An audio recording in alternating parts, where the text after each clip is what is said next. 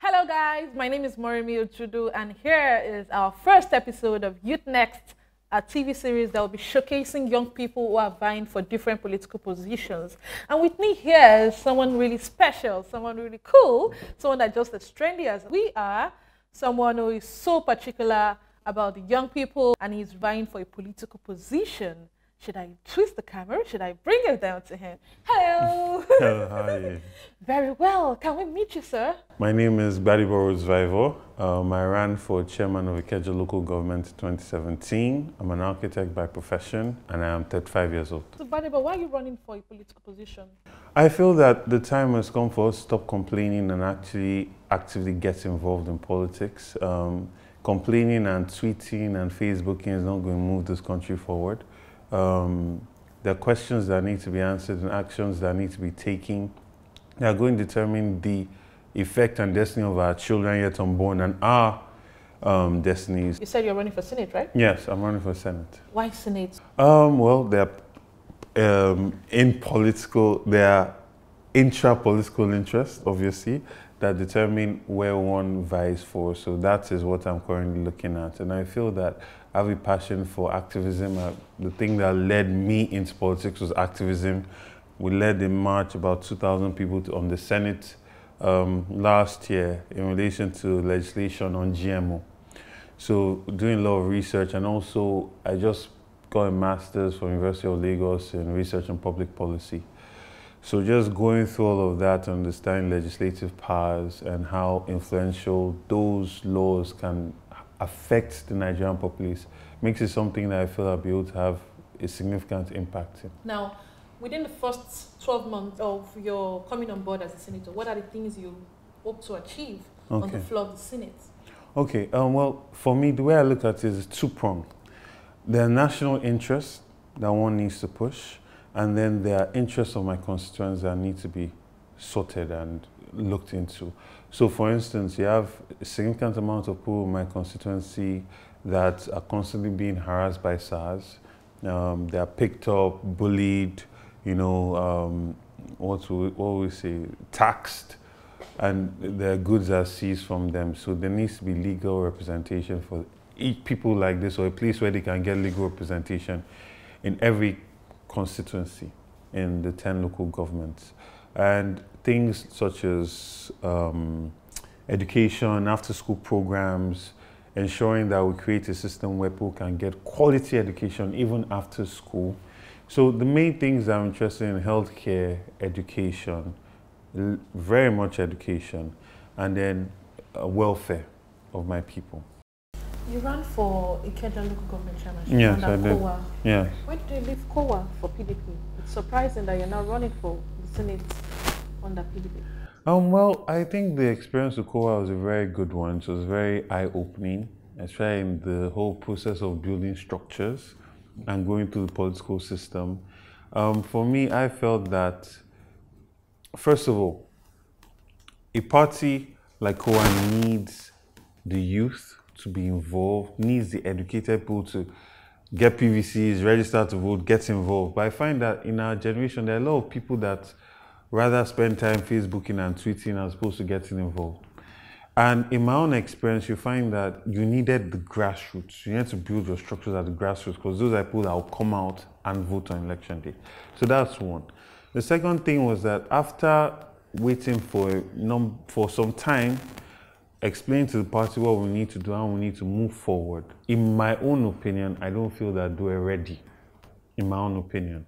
And I felt that, you know what, it's important to actually move forward and move forward in a way that you can actually galvanize structures and support on a larger scale. We know that Alimosho is a constituency that is quite, that has lots of grassroots people, lots of youths who are not really, professionally engaged. Yes. Now you come from, that sophisticated background. You look posh, clean, cool and everything. Thank you. How do you plan to now go to those areas? How do you plan to come down to their level? In what way do you think you can? Do you think they would accept you? Do you think they'll be receptive to you? I don't think it's a coming down.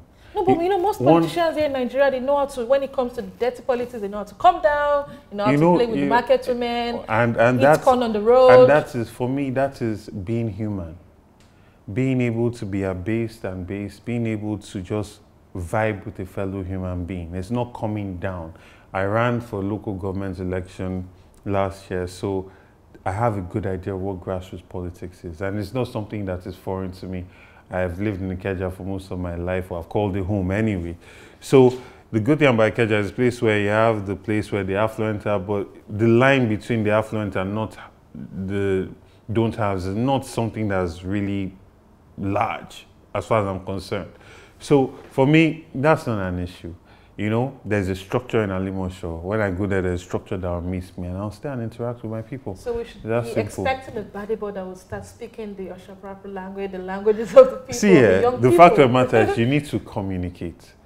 Communicate in a way people would understand and get your message across. And it's more than just talk. It's also your actions. It's also what you are doing when you are there. It's also leading by example as well. I am not going to go and carry any guns or tell anybody to go and be shooting anybody. So that's the politics I'm not prepared to do. Tell us, how was the experience then while running, and what are the things that you've learned differently, or what are the things that you feel you will be bringing on board that will be different from the way you ran your campaign? The last time. I feel that the last time I was a bit naive about the realities of our country.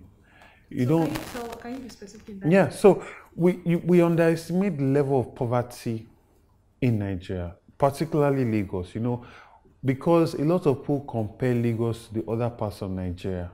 And we say, okay, Lagos is getting its rights compared to all the others. But when you think about the population we have here, the kind of taxation that generates the revenues that Lagos State has, we should compare it to Kigali, to other African states, not necessarily other states in Nigeria, because Lagos literally sucks the brightest and the best into it.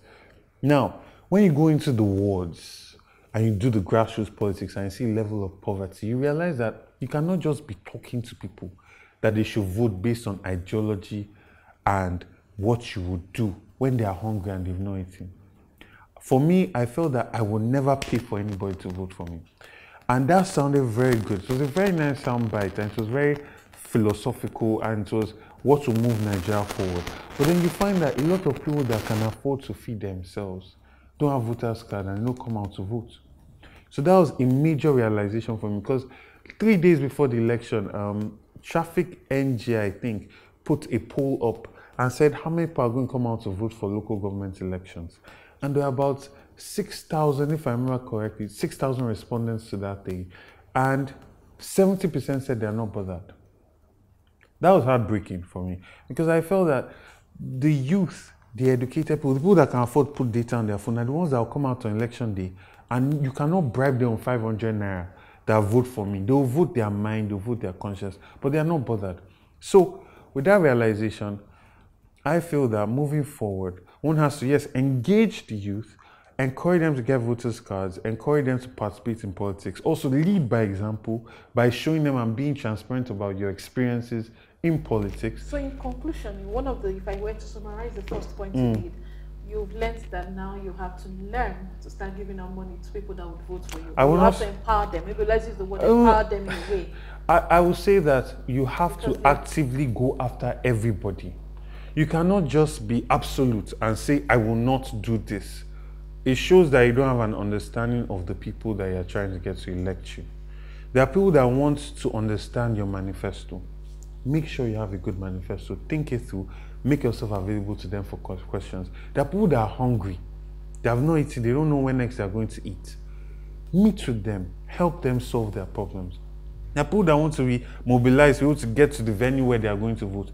Okay, now, if you were to advise a young person, because I just took a major point from what you said, that meet with them, try to see how you can provide solutions to their problems. Exactly. Most of their problems are always financial. Sometimes, but yeah. Now, for a young man who probably earns, an income of 60,000 naira, that is also vying for probably the chairmanship of his local government or a councillorship. How do you expect him to solve that problem? Okay. What are the creative ways and dimensions in which he can, try to manage those issues? Because as you've been able to identify, and I know most youths are also able to understand it, finances are a critical aspect.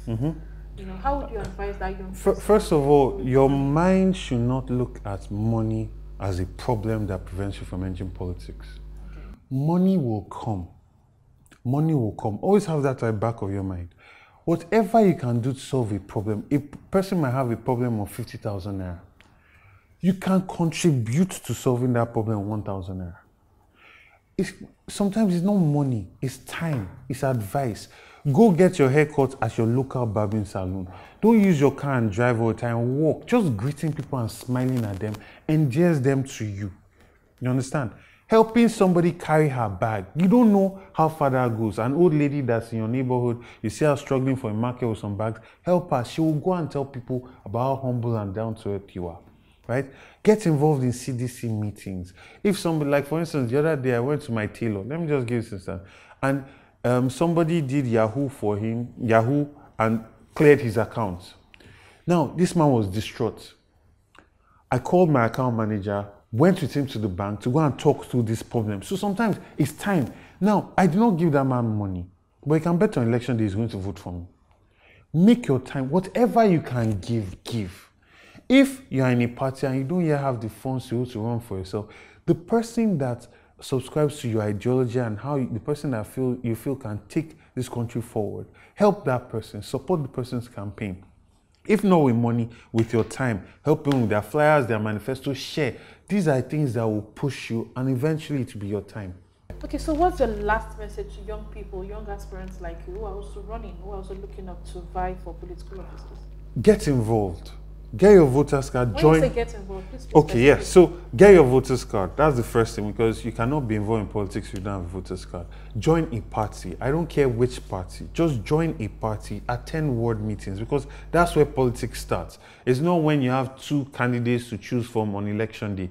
You start from selecting people that will be good ward chairmen, good LG chairmen, good state chairmen, and that's where it gets involved. Let people know you in your immediate surroundings, so that if you were to run for election today, you will win your polling booth. At least it's a testament to how loved you are in your immediate community.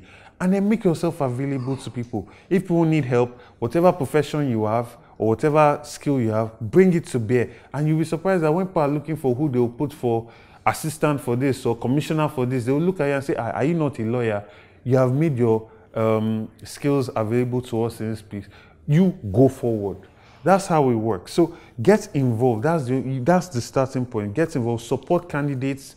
Be politically aware. Be politically conscious about what's going on in your immediate surroundings. Politics is not just presidential and governorship. Politics is first local. You have to understand what is happening in your immediate community and your local government, and from there you project outwards.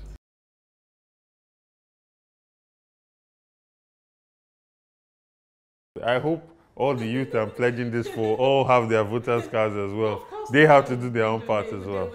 Okay, I, Gbadebo Rhodes-Vivour, promise or pledge to be diligent in the work that I'm assigned to ensure that we move this country forward, and to ensure that I'll be completely transparent and accountable to my constituents that got me into position. So help me God. Thank you very much, Gbadebo. Pleasure. Pleasure having you. Thank you.